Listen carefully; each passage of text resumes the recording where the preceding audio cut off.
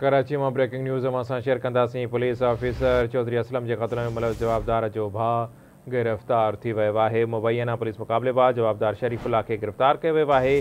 Sindh police चवे थी गिरफ़्तार जवाबदार चौधरी असलम ते आपघाती हमलो कंदड़ नईमुल्ला जो भाउ आहे।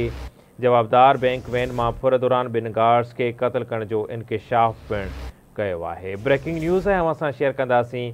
पुलिस ऑफिसर चौधरी असलम के क़त्ल में मुलविस जवाबदार जो भाउ सोगो थी वियो आहे। अवां खे आगाह कंदासीं। सिंध पुलिस जो चवणु आहे त गिरफ़्तार जवाबदार चौधरी असलम ते आपघाती हमलो कंदड़ नईमुल्ला जो भाउ आहे, जॾहिं त जवाबदार बैंक वैन मां फुर दौरान ॿिनि गार्ड्स के क़त्ल करण जो इंकशाफ पिणु कयो आहे।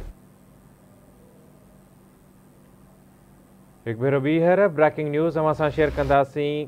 पुलिस ऑफिसर चौधरी असलम के क़त्ल में मुलविस जवाबदार जो भाउ गिरफ़्तार थी वियो आहे। आमिर सुप्रो खां तफ़सील मालूम कंदासीं कराची मां। जी आमिर, छा तफ़सील आहिनि?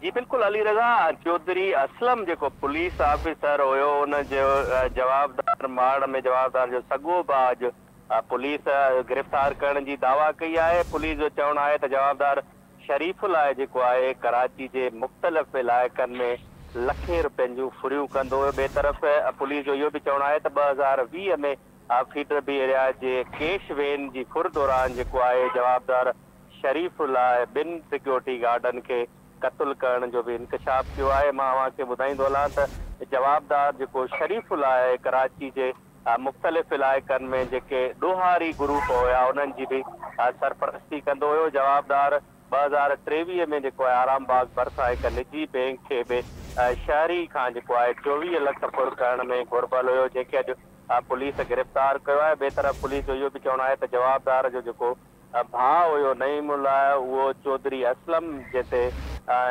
जो है आपघाती हमलो थियो हुयो, जंहिंमें चौधरी असलम भी शहीद थियो, उन में भी घुरबल हो। ही नाले वारो जो जवाबदार ॿुधायो वञे पियो पुलिस गिरफ़्तार करण की दावा कई है। जी ठीक है, वॾी महिरबानी आमिर इन हवाले सां अपडेट करण जे लाइ।